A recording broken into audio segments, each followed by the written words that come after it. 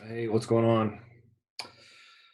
This is going to be a quick video. Just want to talk about the Globe Theater. Hope everybody's doing all right.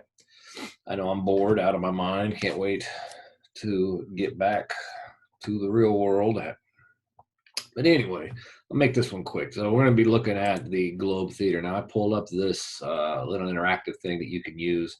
You can find this on shakespearesglobe.com. Actually, I'm gonna stop sharing this, and then I'm gonna take my face off so we can do does better video. So you don't need to see me.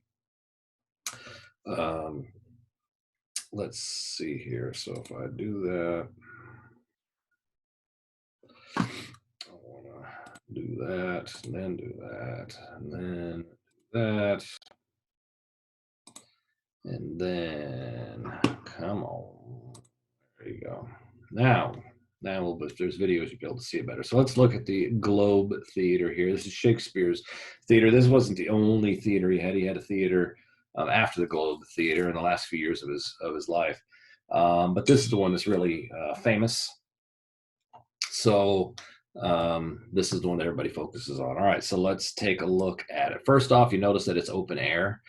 It's a round theater like a stadium would be. Let's see, go around, see, it's all round. It's 3 decks, 3 stories there. You can see 3 levels. And then again, it's open here. Now the actors themselves are, and you can see that there's a overhang that comes out over the top of the stage, and that protects it. But if you were a spectator and you were standing down here, because this is where there's no seat, they don't put seats there. I saw a play there a few years back, and they very much make you stand.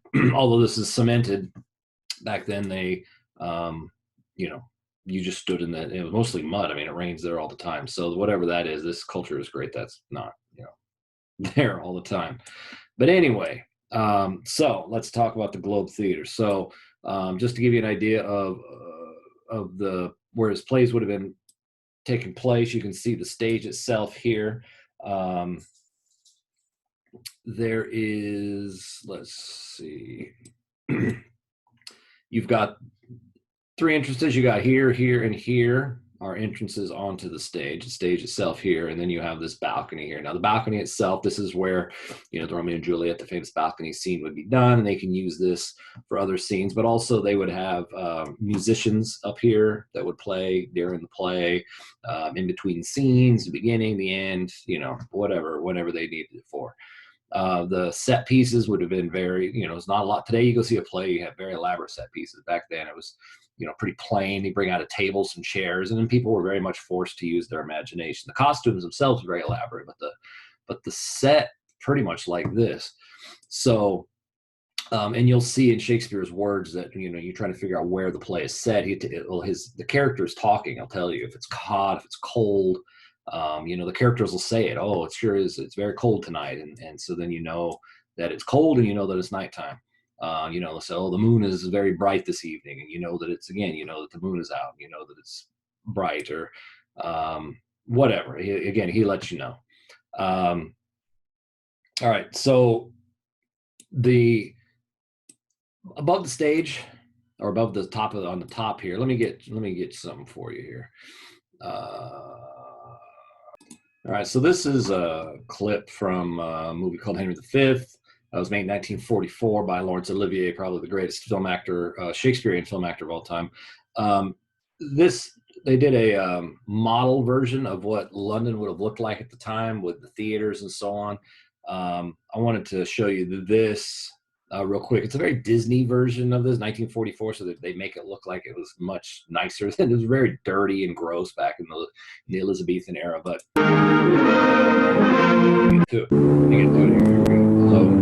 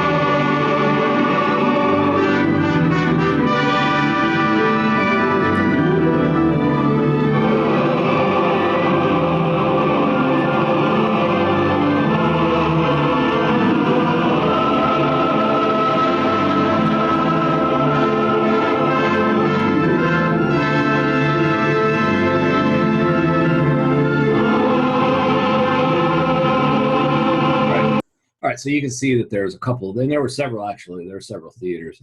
Um, you think that, well, look how beautiful it is. But again, like I said, there's a very Disneyfied version. It was actually, at that time, it was very gross there. You think about the plague and what the plague came from. The plague came from people's, poor sanitation, people not washing correctly, not people not understanding germs, people not understanding how to deal with, how to wash themselves. So you got to think in terms of, in the Elizabethan era, think in terms of plumbing. We take these things for granted. You go to the bathroom, you flush, it goes away. Um, these folks didn't have plumbing. They didn't have toilets, and so when they went to the bathroom, they would go to the bathroom in buckets. When that bucket was full, they would throw it out the window. And the rain is constantly raining, and the streets would be made so that would run downhill, and it would go into the river. And so this is the River Thames here, and so the river runs right through the middle of London. And it was filled. It was, I mean, if you ever been into a porta potty in the summer, and it's, and that smell, that's what it would smell like. It was just an absolutely atrocious place. You go now to the River Thames in London, it's absolutely beautiful. The water's gorgeous, but back in that time, it was just absolutely awful. And it was, rats and all kinds of other vermin. And then you also had a high amount of crime. So you'd think, well, why would the theaters be there? Well, because it was a religious time. Religious folks didn't have a lot of tolerance for theaters. Theaters were believed to be evil. They were believed to be sinful. People that were actors were, especially a lot of the ones that were acting like they were the king and the queen. Well, the queen and the king were believed to be God's chosen people. And so the idea of the church is like, how dare you pretend to be these these people. Also, the plays were about a lot of things that churches would protest today. A lot of witchcraft. At the time, there was, in the plays, there was a lot of sex. There was a lot of violence. The churches believed the plays to be corruptible. That they would corrupt people. And so then the same thing. You go to movie theaters. Sometimes movies come out and churches will protest them. And all that did serve was it just created more, need for people to want to go see it, because now it's got this air of, naughtiness to it. If you think in terms of being an actor, like today, if there is an actor, like even somebody who isn't even famous anymore, somebody, that used to be famous, or somebody that was in a movie that was kind of okay, or somebody that's on kind of a CW TV show, if those people showed up on campus at school, students would flip out. I remember years back at Patterson, this guy that was like, he was in a teen movie for like 2 minutes, 3 minutes. And man, when he came on campus to do some sort of presentation, like kids thought he was amazing. We treat actors like gods, basically. Back then, that was the exact opposite. Actors were the bottom of the totem pole when it came to social status. Think in terms, and I know sounds awful, but think in terms of like of the theater and actors to be like strip clubs, and you think in terms of strippers. And I know that sounds mean, or it may sound ridiculous, but strip clubs and those are legal professions. The strip clubs are legal. Strippers are the profession is legal, but it's not something that people aspire to. People aren't thinking, oh my goodness, I can't wait someday to do this. Nobody wants strip clubs in their town. And if there are strip clubs in somebody's town, they're going to be on the outside of town. Just a few years ago, somebody tried to open up a strip club in Modesto, right downtown by the movie theater, by Brendan Movie Theater, and the town lost its mind. There were protests. The churches were having online, things on Facebook, getting together to protest and to go to the city council meetings and so on. I mean, they went crazy, and eventually they, obviously didn't open up. This was kind of how the theaters were outside. They were by the river where nobody wanted to go in the first place. Actors were, seen as, like I said, bottom of the totem pole. People did it for the love of acting. Because it was that way, women were not allowed to act. Women were not on stage during the Elizabethan era. So all the women's parts were played by young boys whose voices hadn't cracked yet. So you're talking, boy, when he reaches the age of 13, 14, 15 or so on, when the voice eventually cracks, gets deeper, then they were allowed to, they would take on the more male roles, and then they would have to find somebody to play these female roles. All right, I'm going to play a little more.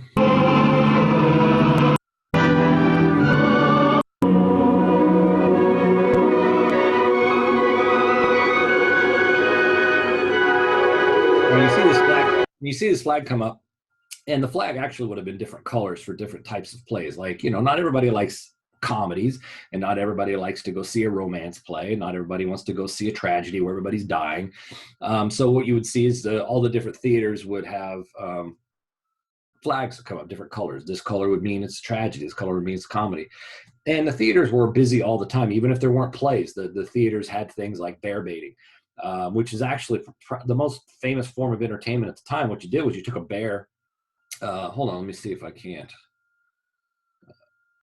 All right, so bear baiting was this, where you would take a bear, you would chain it to a stake in the middle of the arena, and then you would let dogs attack it, and you bet on which dogs died first, like a horse race, and which ones died last, and which one, you know, and it was, you know, the bears always won. They're bears, and so sometimes it didn't have a bear, you would use a bull, so it'd be called bull baiting, but it was incredibly popular.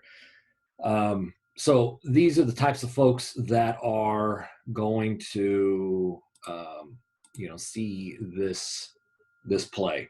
So.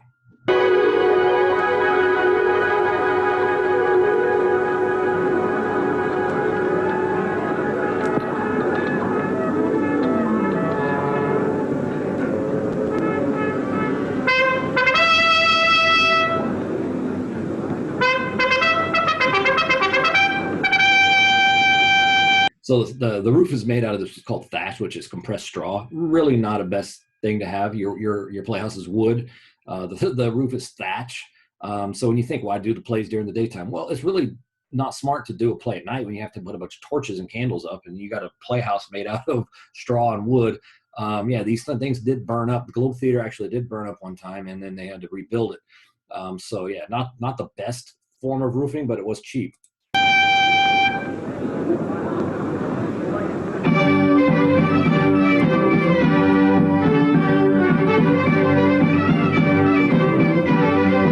Now these snotty folks here would have been your upper class folks. They were able to afford enough to be able to sit in seats, stay out of the rain, stay out of the sun, and it costs a lot of money to sit here. These folks would have been your rich folks.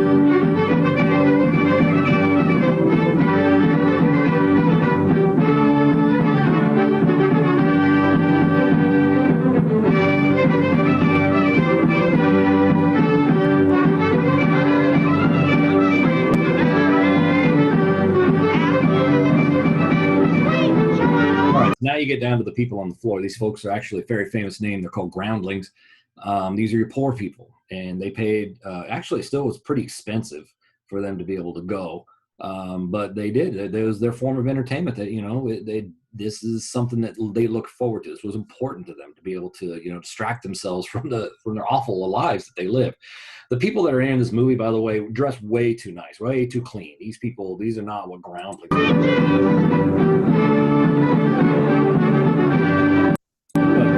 Like this guy here, this guy wouldn't be down there.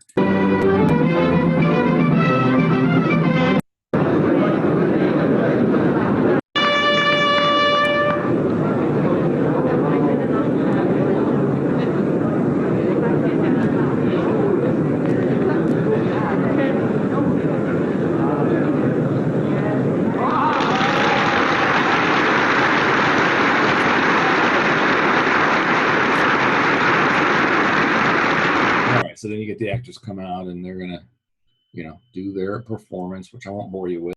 All right, so this is the end of a movie called Shakespeare in Love, which actually has a lot to do with Romeo and Juliet. It's an imagined version of Shakespeare's early life. Great film, Academy Award winner if you get a chance to watch it. But anyway, this is the ending of a play at the Globe.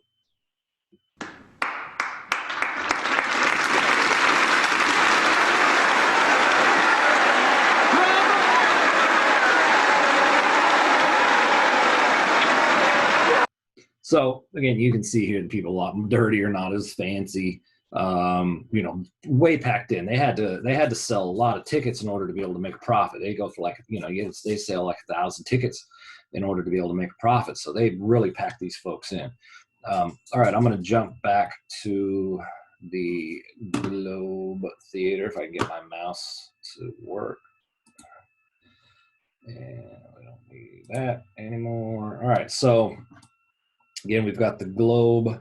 The area above the stage, this was called the heavens. This is, they would store the furniture and set pieces and stuff, but they would have trap doors here, and they would lower like gods and goddesses or angels, anybody that was good, they would come out. And then underneath it was called hell, and there was trap doors here. Like here, you can see there's a trap door, and they would, people that were evil, a ghost or a devil or a witch or something would come out from underneath. Let's see. I think that's about it with the globe that we need to talk about.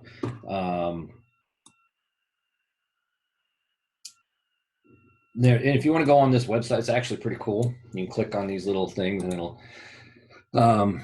show you the actor's view of what they would see. That's an audience, it's a modern audience, though. Again, so I stood here. It sucked. It was hot. It was not a good idea.